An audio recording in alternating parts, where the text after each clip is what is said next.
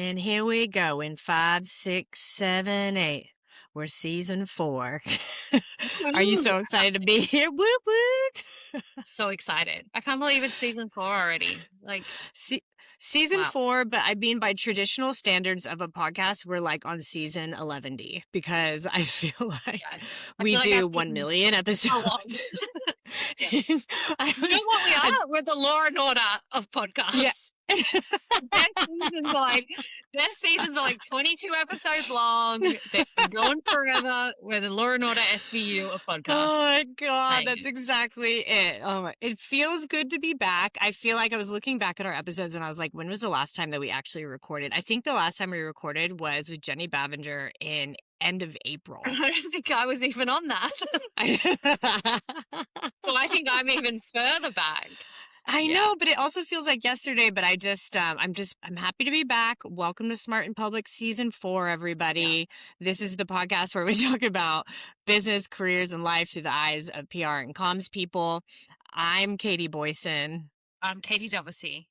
And here we are. We're nuts.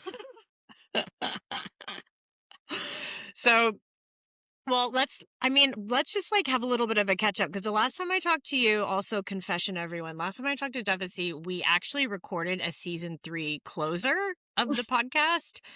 And then I forgot to post it.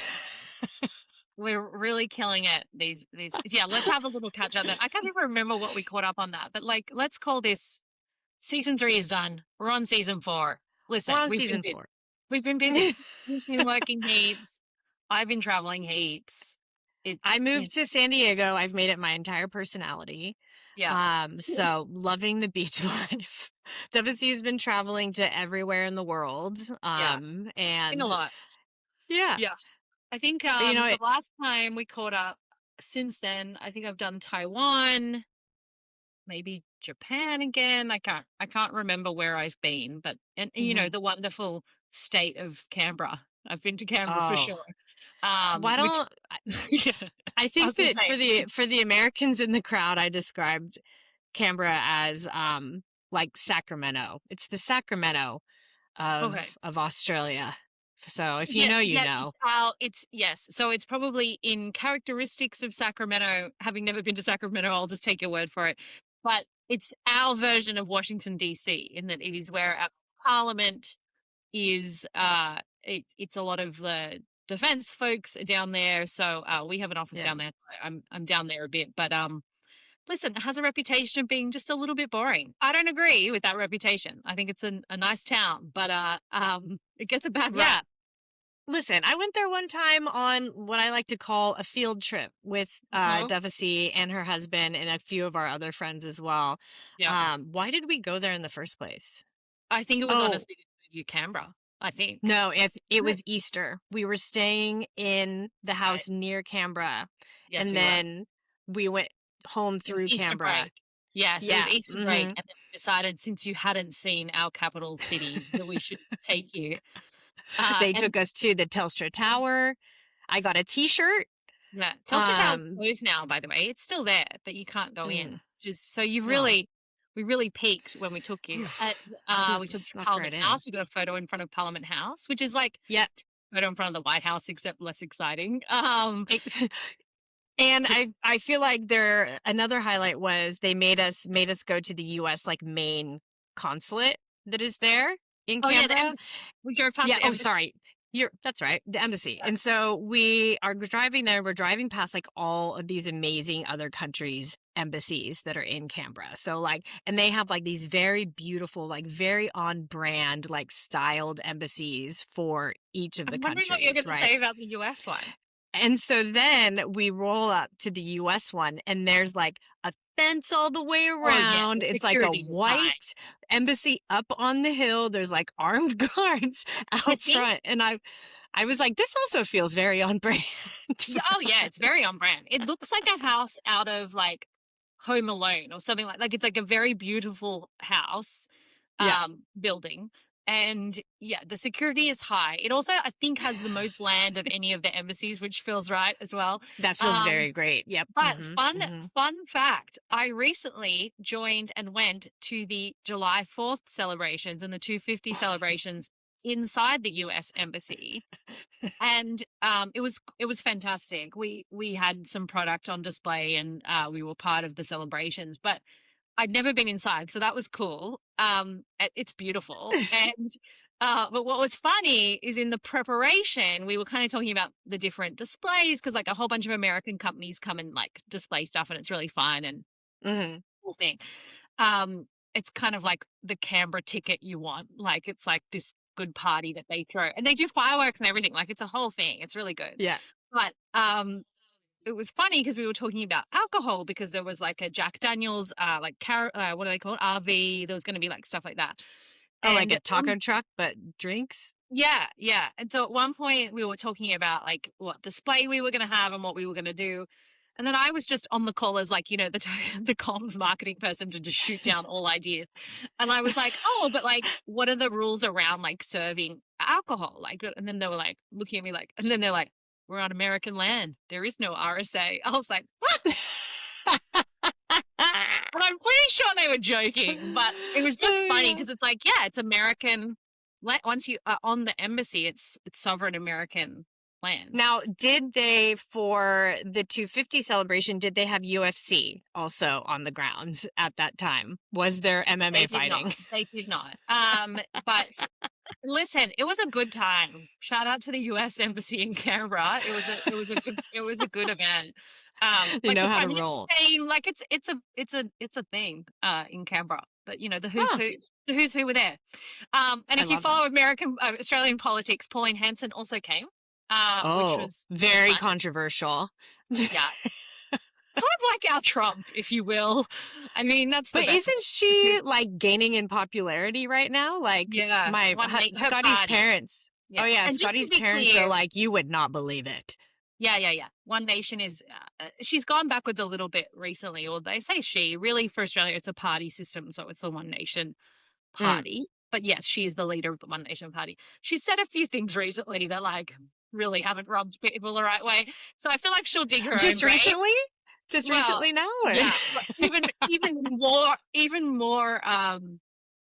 Well, I don't even know. Listen, my personal views are very strong against Pauline Hanson, but it is interesting, like separate to all of that, like as a comms person watching them navigate this kind of, and they are gaining popularity like everywhere around the world. I think these kind of right, conservative Mm. views are sort of gaining traction with people. Um, we'll see. Hopefully they won't prevail, but it was just funny. It's just one of those events Oh where you're like, what God. is my life? Why am I Oh here? my God. Anyway. One of the best things is having, like, we have a Friday chat with Scott's parents. So, like, their Saturday morning every week. And I feel like it's the topic of conversation of, like, did you see what Trump said? Like, I feel like Aussies, like, really watch what Oh is yeah. happening with, Oh like, yeah. who said what in American politics, too. And it's so Yeah. funny because now, and this sounds like a bit ignorant, but you know what? I'm in my new Solana Beach lifestyle. And so, like, I feel like, I don't know, I'm out in the sun, I'm going to the beach, like, work is going well. I feel like right now I'm in this moment of bliss where they start to talk about Trump and politics, and I'm like, can you just ask me how the weather is? Like, like, let me, let me Well, let me just forget say, outside of my what a sunny privilege, what a zip code. privilege that you can feel that Stop! way. I knew it. I knew it. I knew it. I knew it. I couldn't resist. I couldn't resist. Please The keep me in check privilege because I allows you to not have to dial in, but I get it. I oh get it. no, I will float away if you let me. So I need Yeah. you to keep me on the ground, please. Ground you Speaking back of in. grounded, should we talk Yeah. about what we're gonna do this episode? Yeah, let's do it. Okay, let me set it up. We had so our beautiful friend Meredith Klein sent us a pitch for this research study. We'll walk into what the research study is, but we thought it was really interesting. Mainly what it is around is like culture at work, right? So we had a look, and decided to go forward and have just a chat about like some of the findings and what it means, but mostly because I think like, and we were talking about this before, Dr. but there's so much that's happening that either is being brought back to the like brought back to the present around like what we were seeing previously and now we're seeing happen with culture, and then also like new cultural hiring trends. Who are Mm. people hiring for? How are they reinforcing things in the workplace once they get in there? Like, what does growth look like in a company? How does culture have a play in that? Like a bunch of different topics that it touches on that we just thought were meaty. And we also had recently been sharing some articles back and forth, just trying to think of episodes idea where this actually like played in really well. So we're going to talk about that today. So maybe I'll just give a little bit of the rundown of the study. Yeah. Also, you guys, just like, this is Katie Boyson reading out loud. Also, I'm not in a paper printout, which is my printer broke. It's really, you're already laughing. So now I'm reading off of my computer and I'm Go already for it. sweaty. You can Okay. do it. All right. So, um, so this study, so Bink, which is a senior level advisory firm that helps leaders align business strategy and organizational culture to accelerate performance. So Bink partnered with Audience Audit and surveyed 300 professionals who own culture, internal comms, HR, employee experience, and org strategy. And this study measured how culture works across organizations. So think of the leadership behaviors, the systems, and the structural conditions that decide how work gets done through these cultural implications, right? Now, let me read you some of the stats that caught our eye, and we'll kind of dig into these as we go through each of the topics. But they found that 91% that there's a say-do gap. So leaders' words versus actual behavior. So this say-do gap is one of the most damaging cultural forces. 87% say cultural significantly influences business performance. We kind of know this, but there's some like other areas that we were digging into that we found interesting that we'll talk through as well. 84% of culture significantly influences retention. 78% employees learn the real culture by watching what senior leaders tolerate, which is juicy, I feel like. That is a juicy one. 68% say structural systems matter more than messaging. I And like that one too. 54%, yeah, me too, me too. And 54% say the people responsible for improving culture lack the authority to change the systems that shape it. So I feel like those are all like a bit loaded. Some you kind of look at these cult stats and you're like, yeah, Mm. duh. But some Yeah. you're like, tell me more. So that's kind of what we're going to do is dig into this, because I feel like just thinking about why we're doing this and how this comes together, I think that there's a lot of questions that come up, particularly from a comms perspective, that raise questions like how much of culture is just a show? You know, how do companies even care about culture now? Like, is that something that they're still hiring for, even though there's people that are within the business that are responsible for it? And with a talent pool that's crazy, and like we have conflicting generations, like and work styles within that. We have a really competitive talent pool. We have really smart people who have lost their jobs that are going in and like getting hired at lower levels, and like how does that affect culture? Like, even if you're working like with the startups that I'm working with now, like a lot of the times we work just with consultants or just with agencies. Like, how do you maintain a culture when you have those extensions as Mm. well? And do people even care about culture? Like, or is it just about 996 or like locking in, versus actually nurturing people in roles? So that's kind of what came to my mind when I was like thinking about this study and thinking about some of the things that I'd seen in the Yeah, I think news. it's And interesting because I think we went through a period of time, maybe early to mid 2000s, no, a bit later maybe, um, where like culture was huge and what your values were as an organization, how you lived those values, what policies you had in place to align to those values was extremely important. And I'm narrowing this down to tech because that's my experience. I think mm, probably it applied in a couple of different other industries, maybe not so much in every industry, but I think tech went through a very specific time where it was like, this is what we care about. This is, and I mean, let's use the one that we lived in for a while. Mhm. We had a term for it at Salesforce, right? It was the Ohana culture, which meant family in Hawaiian. And it was Mhm. like very apparent in those early days. I really felt like that people did live that quite strongly. Mhm. So I like to look at that as an example. It's just one example. I know lots of other companies had versions of this, right, in tech. But Mhm. you look at that and you go, okay, so when I joined, I really felt like that was a thing and it was very felt culture. Yeah. And I think for the most part, leadership, you know, role modeled that value. We had policies that started to come into place that played into those values. Um, Mm. Salesforce was one of the first to do a really quite forward leaning parental leave policy. Yeah. Quite a long policy for both primary and secondary. Like we were quite industry leading. There was a few others that had it, but really there wasn't that many at that time. But also like the giving back aspect of Salesforce at the time was baked into the company. It really didn't feel, it felt like that was really like we went on trips, 7-day trips for volunteering. Like it was Mhm. very felt. So then I kind of go, well, how did they do that? Um, Mm. how how real was it? And then I think you kind of have to ask yourself, well, it's real if everybody participates, right? And that's from the top down. And that's what I Yeah. think this is kind of saying is like culture's so important to drive this business, performance, retention. Like people loved working there. It was like we all stayed a long time, like all of that stuff. But you also need leadership to model it.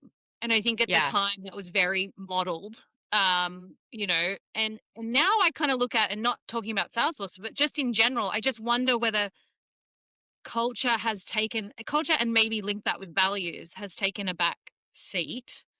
Yeah. Who Well, know? let me ask you this. No, I agree. And let me ask you this. So, like, do you think that there is like companies maybe started to see because with culture and with companies that had really strong sense of culture and like family and Yeah.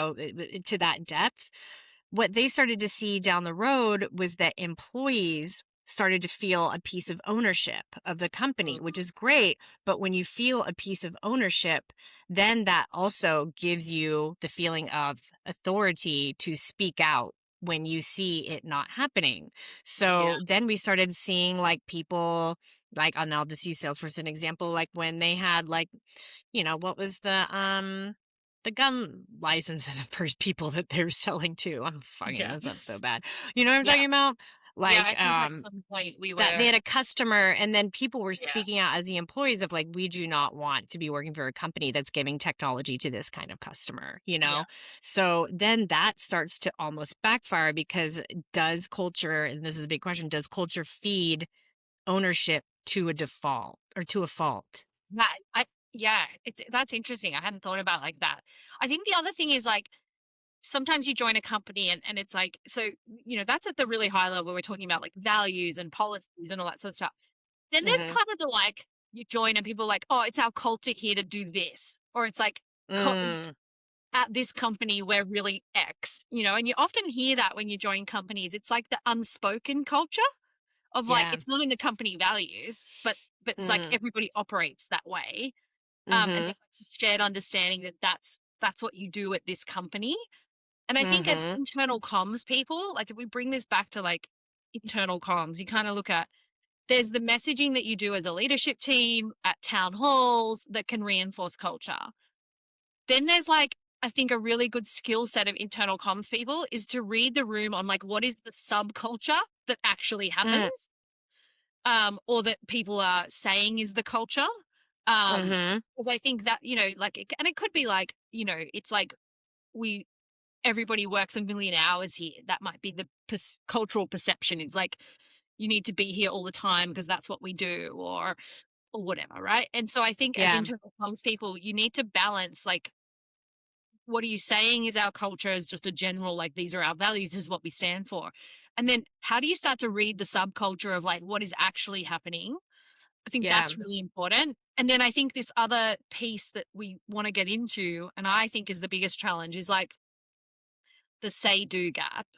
mm, And I think in this current climate, that is becoming much wider of like, we say we stand for these things, but we're getting rid Yeah. of, half our HR people, or we're, not doing philanthropy as much anymore, or we're not, I don't know, whatever it might be, or we're Mhm. canceling. I've seen a lot of companies claw back their parental leave stuff, Yep. things like that. So then I think we're in this climate of like efficiency, productivity, tough economic climate. So this gap, I feel like, of like say do. So we say we're Yep. this thing, what we're doing is Yep. different, is widening. And I think people are realizing that. Yep. So the stats on that one for the say do gap are 91% agree the disconnect between leadership messaging and leadership behavior is one of the most damaging cultural forces. And Yeah. 78% say employees learn the real culture by watching what senior leaders tolerate. So, like, Mm, essentially, what that's saying is like culture is the worst behavior your leadership will put up with. Right. And then it becomes this yes. bottom line culture Yes. rather than Yes. rising to what you want the Yes. culture to be. Yes. And so I think Yep. then, you think about the internal comms person there, there's no saving that, right? Like you can put all the messaging out you want, but if the leader then behaves in a certain way and to your point, tolerates this Hmm. level of behavior, then it really doesn't matter. You can't spin that. So I think that's Yeah. one of the biggest challenges for an internal comms person who's been charged with like keep the culture going strong, or like Yeah. maintain the culture. You often hear that is like we've got to maintain our culture. Yeah. And So I culture think can that's hard. transfer across teams too, Yes, right? And like yes, the say do behaviors, like the one thing that stands out to me is like good leaders that I have worked with, like the say and do. So like we say that we value your time, your family, your work life balance, like that sort of thing. Like when we're in office, we work hard, and then we want you to have yeah, a life and recharge and come back to work healthy. But then the do is the people who are like emailing you at 2 a.m. and calling you on the weekends and things like that. And you see so much of that like contradicting kind of what we say and then what we do behavior. I've had really good managers in the past who are like, hey, um, even a client recently, she just came back from maternity leave and she was like, hey, I I'm going to be emailing you. And she said this to like the whole team. I'm going to be emailing you after 9 p.m. because that is when my baby is like done fed, put down, all that kind of thing. And that's where I'm catching up on work that I couldn't do from like 5 to 7:30 or yeah, whatever. And she's like, so if you see emails from me after that, you do not need to reply to them. I'm literally just dumping all my ideas at the time that I'm able to do it. So like yeah, being able to like set those boundaries, I just find that so refreshing. I know we had like Renata at Bertram, she was really good at that, at being like, I'm gonna email you like crazy. You don't have to you yeah, don't have to yeah. respond. Like I really admire people that set that boundary with their team, but I don't think a lot of people think to even communicate that throughout their Yeah, teams. I think it's that. I think it's like good leaders communicate the way in which they have to show up, can show up, be available, all of that stuff. And at the Mhm. end of the day, like I think, gone are the days really in these fast-paced industries of 9 to 5. Like that doesn't really, in my opinion, exist. Um, Mm. and so I think you have to create your own boundaries. But if a leader is able to demonstrate boundary setting, um, Mhm. then suddenly you get permission to create a boundary yourself. Yeah. I think the other do one that I always like, to your point about work life balance and culture, is like, do leaders actually take PTO and be on PTO, or to your point, communicate, hey, I'm on PTO, but I am going to check in, or I am going to, but please know That's that a good one. that's my way of relaxing because I want to make sure nothing's, or whatever, right? So again, it comes Mhm. down to that communication. I think the other Mhm. thing that I found interesting in the study, and I've seen this in organizations, is like, and maybe it's a combination of like HR and comms, but HR and comms get charged with like employee culture, right? Mm. And it's like, we need to have a good employee culture. We need you to help drive employee culture. Or- But then they are not empowered to create the environment and the systems. And that's what this is kind of saying. It's like you're asked to create this culture and maintain it and keep it strong, but Mhm. you have no ability to impact or affect change on systems that would help maintain that culture. Yeah. Well, And I think that's that's really, such a good point. really hard because, like, it's like you can do. And an example of that is like, so let's say your HR team and your comms team said, hey, we've noticed that people are really, I don't know, piping up about X, whatever it might be, right? Mhm. People are really upset and they feel like there's unfairness or whatever. If they have no power to influence the C suite on creating change around that, and it Mhm. may be that you don't like it, might be something that's pretty easy to fix, right? Or it's a Mhm. big systemic change. Okay, that might be a little bit different, but you have to have a seat at the table in that conversation if you want that same team to drive culture. Yeah. Yeah. And I think that is a really big gap that ultimately, some of these policies and systems are decided by people who aren't then charged with maintaining this culture. So do you think like thinking about, so this is kind of just touching on like the responsibility without authority kind of message Yes. that we were seeing in the Yeah. report. So it's like, should teams be able to create their own cultures and their own rules, but I guess Oh, better framing, if teams are able to create their own culture and their own rules, then are they also should they also be responsible fully for who gets the bonus, like who gets a warning, who, like, how do you create authority to be able to be like the culture is not met, or is that even, like, how much of that is a performance thing and how much of that is culture and how much does it impact the other one? I don't know. I think if I was a business leader, I would make sure that the right individual leaders are on my leadership team Mhm. who can tell me when things are askew. So like I think comms need to see at that table HR or whatever you call HR, because HR has 1,000 different names. And I mean, that's a whole other cultural thing. It's like employee success or, you know, Yeah. employee engagement. There's like all these terms now, but like whoever owns that piece, right? Sometimes it Mm. sits across comms, HR, and then probably legal needs to be Mm. in that because often if it's a policy change or you're, whatever it might be. I think the other element of some of this is like, um, I'll give you an example. In Australia, they've changed the rules around flexible work.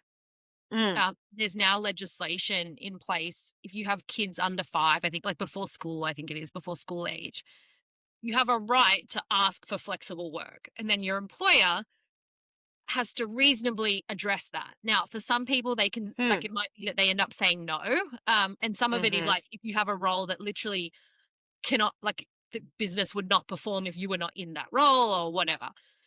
Um, there have been a few cases now that have gone through the Fair Work Commission where employers have said Mhm. no to the flexible work arrangement that the employee has asked for, and the employee has won. And then there's been the reverse as well, where the employees ask for flexible work, and then the Fair Work Commission has said, "Yeah, your employer's right. That won't work. You can't have that." And the Mm. alternative might be like part-time work, for example. But it's just interesting to me that I think you know, so my point being, you have to have the right people in place to sit on that leadership team to say, actually, we need to think about flexible work policy because Mm. in Australia, for example, we're now on the hook that someone could come to us and say, I need this flexible arrangement. And we need to have a pretty good idea of how we're going to respond to that.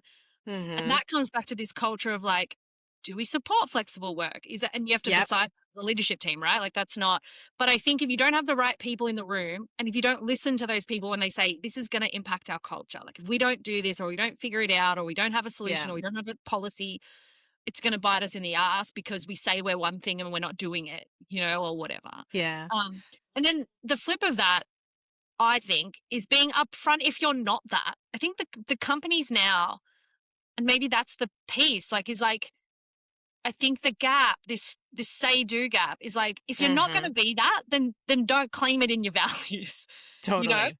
And I think Yep. that's what employees respond to more because then they get to choose. Do I want to work for a company that is like, hey, we're really like, we're focused on this. This is our culture is we move fast, we want to, whatever, right? Um, Mhm. and we don't want to bring our political views to work. And so we don't want Yep. any of those, then okay, Yep. mm, employees get to decide. I think it's this like perception of our culture versus the reality of culture that people get angry Yeah. about. Yeah. I also was just thinking about, like, what about people that don't care about culture either? Because I feel Mm. like there's this whole generation now of, there's like the millennials like us that really loved that culture kind of family feeling. I felt like when I was a part of a really good company culture, like I would work my ass off for Oh, them yeah. happily, you know? Yeah. Um, that's because, I just want to torture myself at all times. So I think like, but you see this younger generation coming into the workforce now and there's like no shame to this, but like they show up and they want to get paid. They do their job. They do the thing that they were meant to do. Yeah. There's no like like stretching out and reaching. And like doing your job well and hitting numbers means that you're getting promoted to them versus like you're doing the stretch project, which means more things to show that you Yeah. can get promoted. So like I'm just wondering like with culture in the workplace and thinking about what you want what is that? So it's just, oh, sorry. I'm obsessed. It looks so funny with the screen. No. So I'm all blurry. Sorry. Well, The it looks like sun you're was just holding a telescope. glaring in my eyes. Sorry, I'm Continue. gonna try not to cut this out. I'm gonna explain. Devasy has a blur, like a Zoom background on right now, and she got up to like change. Like, what were you doing? Oh, you're changing the Putting the blinds. blind down. Yeah, the Yeah, sun was but it looked like a she bit got blurred up, and my sight. I could only see her floating body, and then no legs, and then she started like pulling on something. I was like, "Are you looking out of a telescope or?" Sorry. I apologize. No, that's okay. No, I just think there's an interesting thing about like people also not caring about culture. And so like how much do we actually have to worry about it in terms of like how it affects our company? Or do we need to start thinking a bit more forward looking of like, can we how much does it actually matter? I don't know. Yeah. Maybe I'm going too deep with this, but like just thinking about that as well. Yeah, I just think we're in an interesting time for like culture in general is like how Hmm. important is it for a company and again like the way you define culture can be really different. Like I think we've talked a lot about culture is the values you set, all of that stuff. I think for a Hmm. lot of times, well, I guess that I'm trying to figure out how to articulate myself. I think the reality is every company has a culture, right? Whether you set it or not, the Right. behaviors become a culture. And Yeah. people live and breathe that and they learn it and they watch and they see. So I think for Hmm. leaders, you have to know that regardless of what you do, there is a culture in your business. You have to decide, Hmm. is it a healthy culture that we want to nurture? Is it a culture that we need to change? And Hmm. is there some things we can put in place that really cement who we are as a company by policies or whatever it might be? But Yeah. know that the culture is going to exist regardless. Like what you do and how you behave is setting the culture. That is the Hmm. culture. Um, and so I think as internal comms or exec comms people, I think really looking at your exec and helping them understand that the way in which you show up, when you choose to do things, how you interact with employees, all of that is setting culture. Yeah. Um, and and then I sometimes think about one of the strongest things I think you can do as a comms team is think about your leadership team and their strengths, and then how each of those strengths plays into the culture. So you might have a leader that's naturally more people focused, really warm. Okay, Mm. do more with that person in town halls and like take them to other offices that maybe don't get as much love from the C suite, Mm. like do a road trip with that person, whatever. Then you might have someone Mhm. that's like the super visionary, really inspiring person. So, like, think about the way to use them, maybe with the Mhm. technical teams, because they're going to care about that.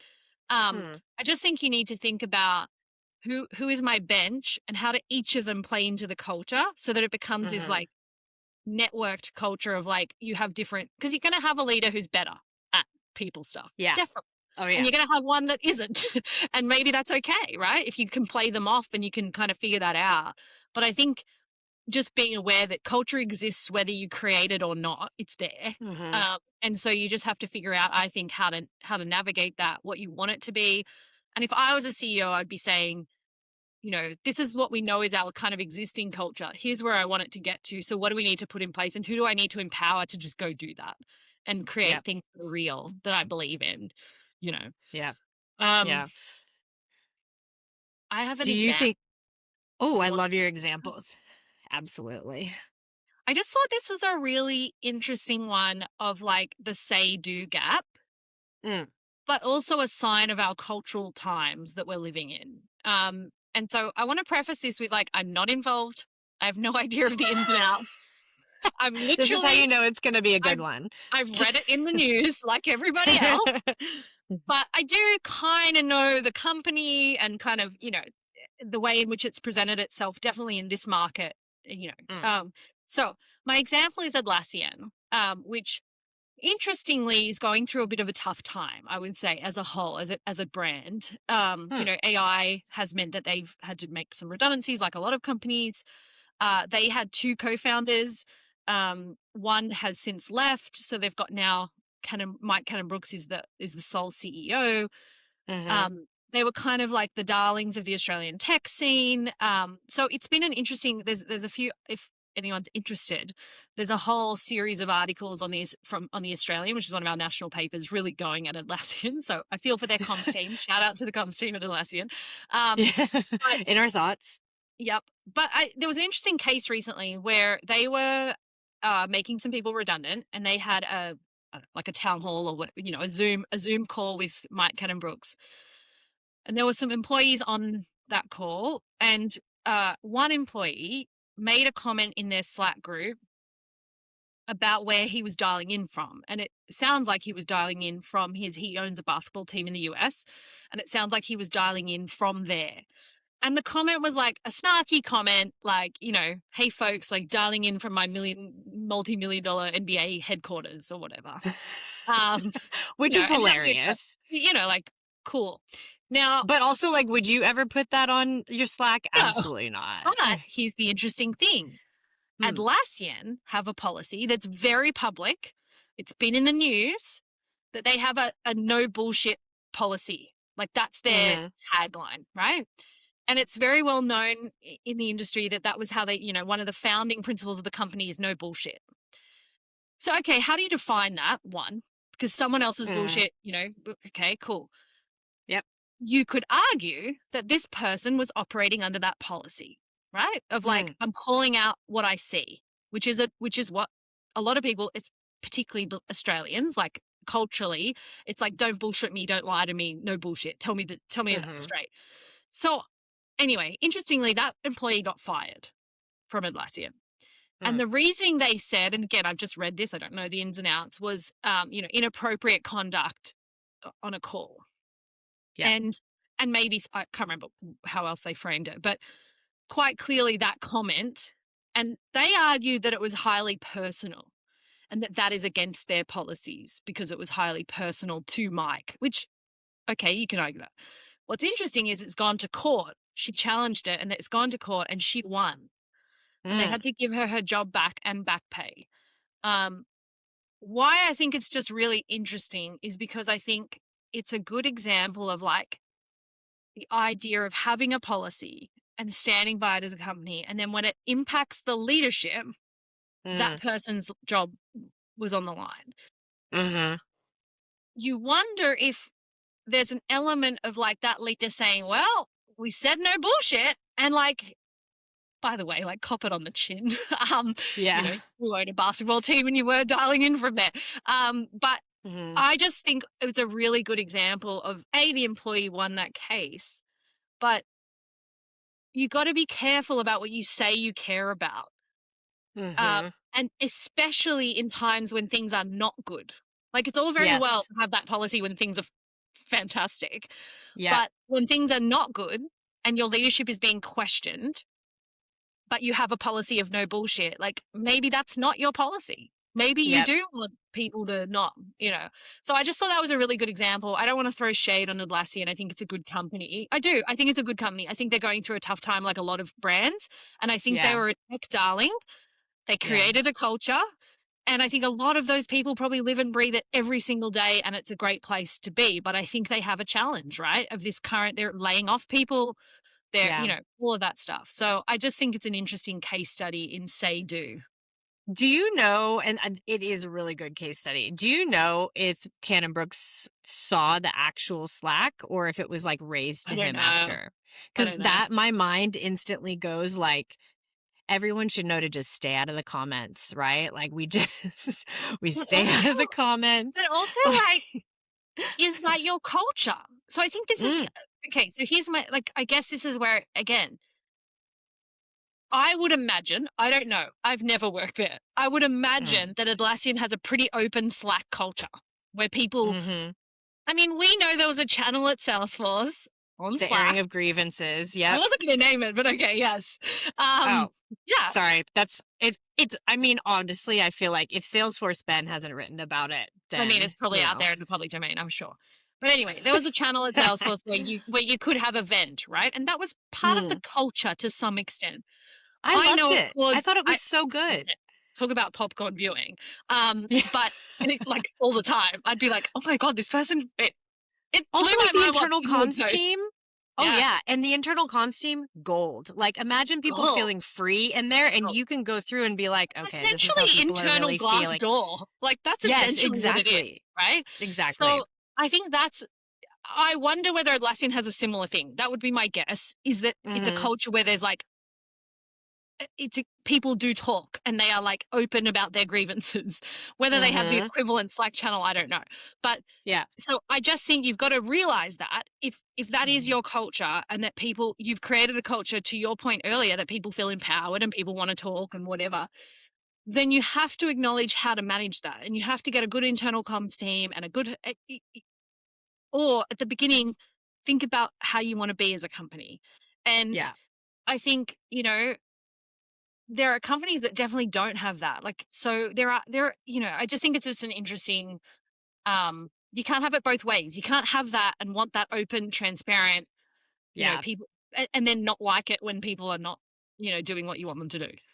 100%. I also think that like something that gives me a little bit of like a twing about that I really dislike in company cultures, and you see this in startup high growth companies as well, is this like culture of kings, right? So Yeah. like the executives become celebrities almost at the company, and people run their businesses based on, I think this exec will like this, or you see them walking down a hall and people ask to take a photo with them, or like things like that. Like the culture of kings, I think, is really fun at the beginning, but then fuels politics as the company I think grows it's like, and yeah, people start to build programs and like business structures around what do I pleasing. think this exec will want? Yes, Yeah. pleasing versus what does the business actually need? Oh, And that's really I interesting.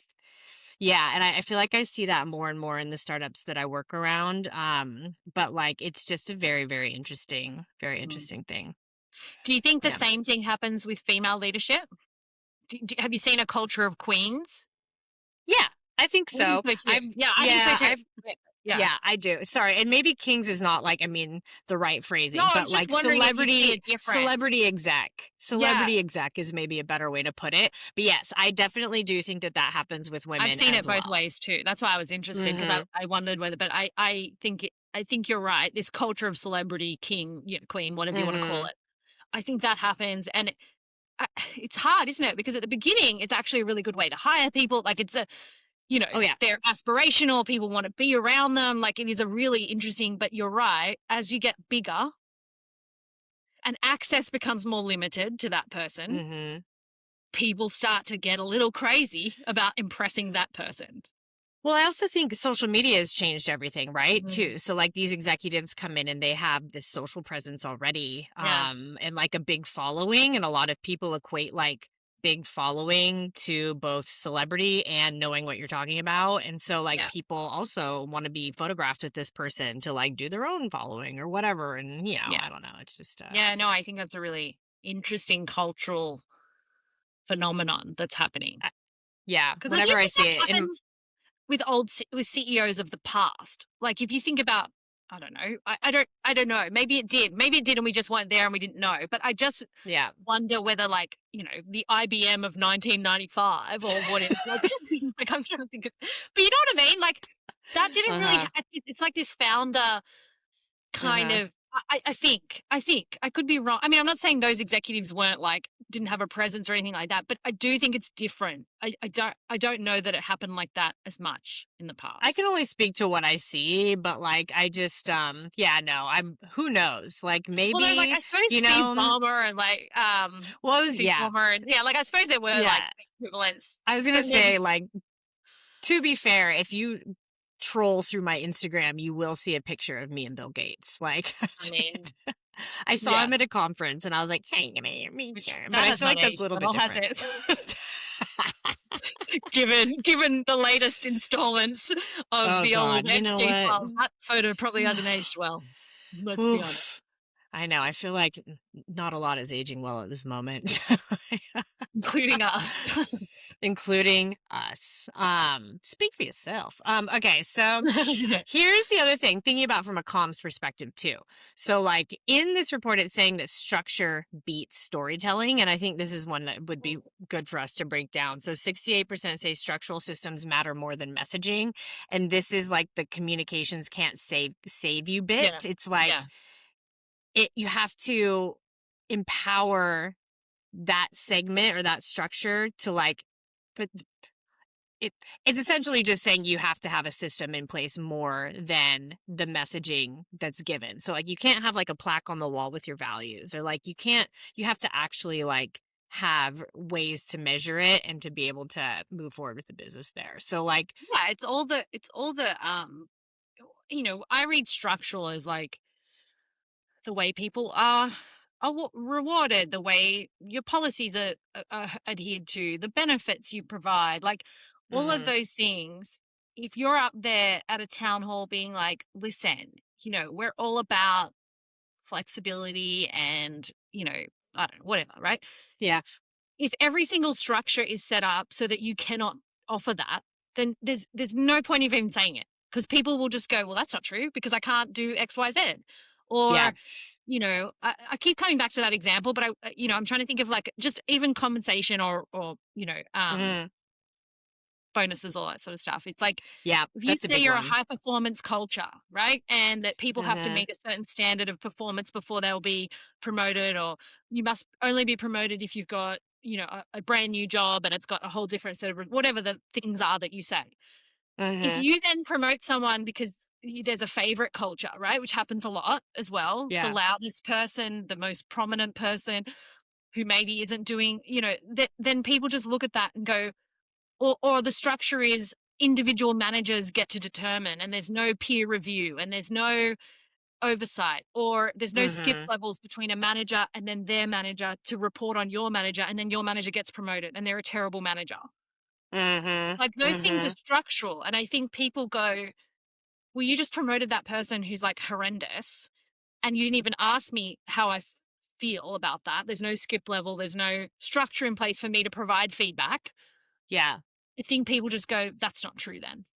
Yeah. I think it's a big thing of like, one of our old managers used to say it's not just what you do, but how you do it Yeah. as well. And I think that that plays a big piece in culture too, from like hiring managers and like promoting people. Like, I just think that like, if people can flag that that person is a dick to you the whole time you work together and then they get promoted because they're hitting a number, but they're a total ass to work with, like, I feel like that also does a lot of damage.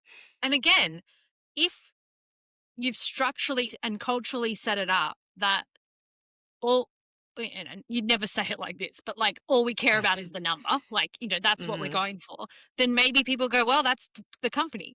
But I think what happens is people go, we want people to be good people leaders. We want them to be good managers. And Hmm. then they're not good people leaders. They're not good managers, but they hit a number and they get promoted. So then the Right. message That's is actually all you care about is the number, but you're not telling me that. totally. So I think it's Yeah. this disconnect again between like what you say you care about. And this can be, I think this happens a lot in fast growth companies. People become people leaders quite quickly. Um, Hmm. and I think that's can sometimes be the disconnect as well as we've talked a lot about the C suite. But even if the C suite is behaving in a particular way, if you have a whole bunch of people leaders in that mid level senior kind of who just completely don't behave that way, then all Yep. your employees are really experiencing is this disconnect between what leadership says and what man. So, like, investing in your people leaders, I think, is one of the smartest things you can do as a company Yep. because actually they're the drivers of, I think, really the culture. Because Yep. you said it, but then there's this often, I think, a big gap in what people leaders do versus the Yep. C, you Yep, know? I agree. And I think maybe our role as a comms person in that is to be like the gap detector. Yes. So Yeah. it's Yeah. it's more of like not so much worrying about the message, but because we can see, we look over and understand so Yeah. many different parts of the You're in business. so Like many we're not business just lines. But exactly. So maybe it's more about flagging when things feel untrue to yeah. what we're trying Yep. to Agree. And say. it's I think Yeah. it's HR's role to identify the policies in which they can sometimes help with that. Um, Mhm. it's, maybe you have an organization that's in charge of, like, leadership training, whatever that might Mhm. sit under HR, depending on where it sits. But, like, I do think comms is a unique position to say, hey, we keep talking about this, but, like, we keep hiring these people who are people leaders and they've never been people leaders before, and we're not investing any money in investing, in teaching them how to do that and how to live that Mm. value and whatever. So that I feel like there's a gap there, or we're hearing in our employee survey, like, that's always a good little, or the equivalent of the internal Glassdoor. But, like, Yeah. comms have a unique view of to look at that and go, this employee is saying this, I'm seeing this other one say this. Okay, there's something here that's off. Yep. Yep. I think it's in there's this one article that I keep thinking of that I can't remember where I saw it now. I'll have to look it up and then I'll share it in the notes. But like it talked about how right now there's a trend in technical companies hiring technical people and looking for only people that are able to like talk about product versus and regardless of like experience. So they're like prioritizing technical understanding over product or over experience and like what you actually specialize in. And what that's doing to culture is it's actually making everything really bad because Mm. like the technical people know how to talk about um know how to talk about like your product and like what that looks like in really technical language, but that usually means they have an engineering background or they're like more of like a, they're not somebody that has like the soft skills of what we do, or like or somebody that's really young would get hired for a senior role because they understand the technical piece of the product. Yes, maybe And that's a then that better means example. that they are maybe they're managing people under them and they're young and they don't have the experience of what it looks like to be a manager, but that is still being rewarded over I've been doing this role for like 15 years and then I can't get hired because I'm not like a technical person. That Yeah, being said, I would argue that comms people do not need to be technical because their job is to make complex definitely not things easy to easy to understand. understand. Exactly. So, Yes. I think that smack. I think either way, like, broadening this out, you need to look at your employee population and think about Mhm. the groups of people that you have and the different ways in which they learn, absorb information, operate, etc. Because, you know, Mhm. uh, a whole bunch of engineers, software engineers, is different to a whole bunch of A-type salespeople. It just is. And so I think just understanding the makeup of your workforce Mhm. is helpful. Doesn't mean you kind of change your overall messaging, but I just think understanding the mix of your workforce. And then to your point, if you're going to accelerate really technical people who are maybe younger and haven't been in a corporate environment for a long time, just understand that they might need accelerated learning on the management side, not the technical Mhm. side, and vice Yeah. versa, right? Like, you hire Yeah. soft skills people, they're probably not going to understand the ins and outs of the product and the technology. So pair them together, like, just, I think, thinking Yeah. through all of that stuff. Well, Yeah, and throw like remote work into that. You have to think about like the level of care that it takes to actually nurture a manager to yeah, be able to lead a team. yeah, And so I think that was one of the things that we saw with the biggest backlashes of remote work is that like people were saying like, oh, it's just too hard to manage a team. It's really not. Like, mm, I think, you are a great example of this because like you sit in APAC and manage across different countries. And that's literally just how Australians roll half the time when they're managing teams like this. Like they know how Yeah. to make that work. And so when the pandemic came and then like remote work happened, Yeah. I remember thinking like, oh, this isn't that hard. But that was one of the things that you heard the most about people used to being in the office all the time. But really, it just takes care and like time. Like you have to actually be thinking about your people and what they need to be successful, the same way you would think about your agency and helping them like be successful. Like I just think that there's a little bit of a scapegoat happening with that as well. It's very fascinating.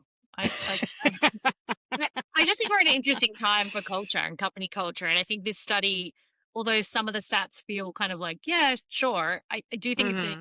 time to be thinking about this idea of culture at work and how does it sit and play. And I mean, we haven't even touched on the impact of AI in all of this, which I'm kind of glad because it's like that's a whole other topic in itself, I think, in terms of as you start to introduce agents and more AI Hmm. into your like workforce.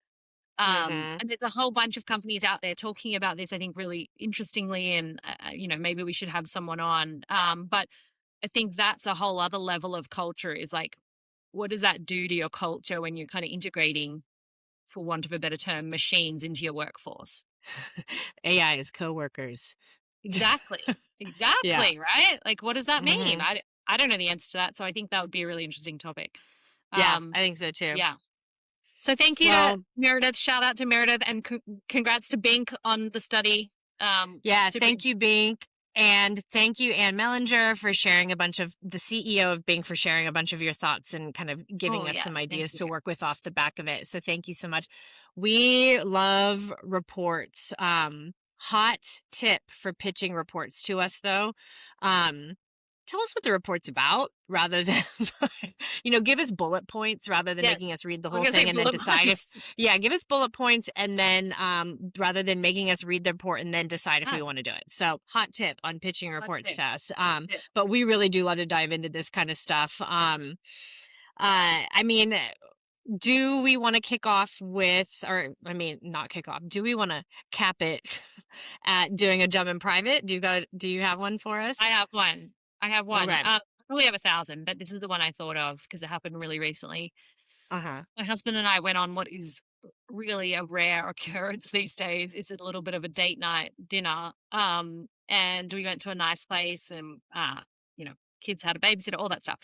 Mm. And had sat through the dinner, it was great, had normal conversation, without being interrupted by our children. And as we were leaving, my husband was like, "What's this?" And I had sat through the whole dinner with a tag on my back of my new shirt. Yes. Which also, for anyone that's married and buys clothes, I like to pretend that everything is old and nothing is new. Um, and so that really ruined my "this isn't a new top," but also like, hashtag that's my life. Hashtag Sat through dinner working with a tag. moms. Also, like no waitress let me know, no one. You know what? That's just mean. I feel like as a woman, if I ever Can you saw a just girl out discreetly with like, a tag, 100%. Even yeah, when Scott like has his regular like shirt, yeah, just yeah. thing, I turn it around. I'll tell people I don't know. Do you tell people? I tell people all the time. I would do it very discreetly, but I would probably lean Mm. in and be like, "Hey, just pull it off and Or just don't walk pull it off away." because what if they're gonna return it? Oh, that's true. That's true. You just Maybe you ruin can't their pull it off. day. Maybe you just have to yeah, that is true. I hadn't thought about that. Yeah, that's true. I'm Because not some people above do that. that. Yeah, some people Oh, do I'm that. not above it. I will wear in Yeah. return all day, baby. Yeah. Make me go to a black tie wedding. You better believe I'm wearing and See, returning. I just rent now. 'Cause I'm like, I'm Oh, not buying. see, Yeah. I need to I start doing that. I have so many yeah. girlfriends that literally just Yeah. normal clothes they rent. Yeah. I recently turned 40 and I um rented my dress for my 40th. I was like, I'm not Yep. buying a new dress for this one thing. And It like was I very got a cute. dress that I would never buy because it was so much cheaper to rent it. Um Mhm. Hashtag rent your dresses, guys. It's never Rent your fun. dress. Rent your dress. That's my dumb in I love private. that. My dumb in private is really just like me being feeling mine's like an emotional dumb in private. So moving here in like we're in this new community and there's a bunch of young people and they're always at the pool. So like I'm going to the pool, like we're chatting with people, we're making friends that way. And then they'll be like, let's go out to dinner, like let's do this, let's do that. And like I'm like, yeah, great. And first time, a couple times that I showed up, I was like just in normal Katie, like surf gear, like wearing a Mhm. t-shirt and my baggy shorts as I Yeah. do and a hat. And, they all looked so cute. And I was like, oh, I'm going to start trying to dress up again. So then I like wore, an outfit that I thought was pretty cute. We like ended up going out and then I kind of look around and I'm just like, am I mutton dressed as lamb? I was wondering where this was going. And so I Why? feel like that's my done in private. I just need to keep wearing what makes Katie feel like Katie. But I definitely have been 100%. feeling like mutton dressed and lambed in normal Well, I clothes. actually And think maybe we're in that's a hard stage of our life, actually, in mm, that I'm not ready to start dressing like, I don't know, in a certain, in my mind, not what ready feels, to you're not ready but to go to Chico's and buy but your I whole also outfit from can't there. really wear what the other people are wearing. And so I'm finding it hard to find my not like day to day, but just like if I was going out, like Uh-huh. what do I wear? And like I Mhm. don't want to wear a heel anymore. Like I've got to that point. No. Like I'm not wearing I'm it. not there. Could never. No. But then also like I it's a whole thing. I think we're in an interesting transition in our age group. One of the girls that I adore, I say it's so funny. People are like, "Oh, do you have kids?" when they meet Scott and I, and I'm like, "Yes, I have 3." And I named these 3 people that live in our community that are always hanging out with us that are like in their mid-20s. I'm like, I have 3 children.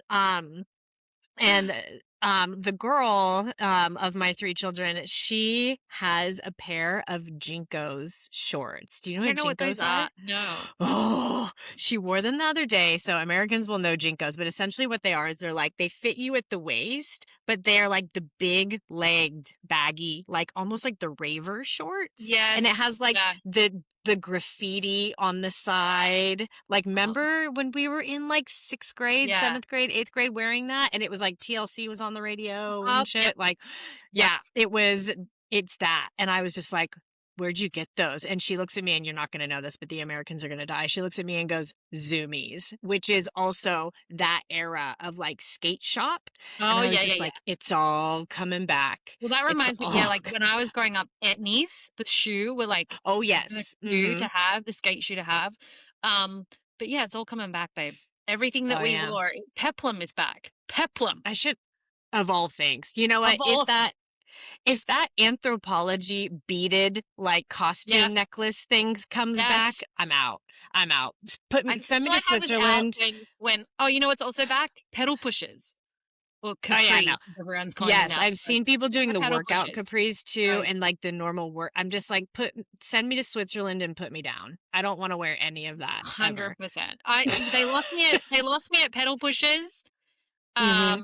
And kind of the cargo pant thing as well. I'm like, I can stand a cargo pant, but it has to be the right material and it has to not I be also a feel like you could rock a ankle. cargo pant. I don't think I can rock a cargo pant. I'm going to be really honest. Like, I think I just look like, I don't know. I just can't. I just can't. And also, as a short girl, like, pedal You are pushers short. just make my legs look even shorter.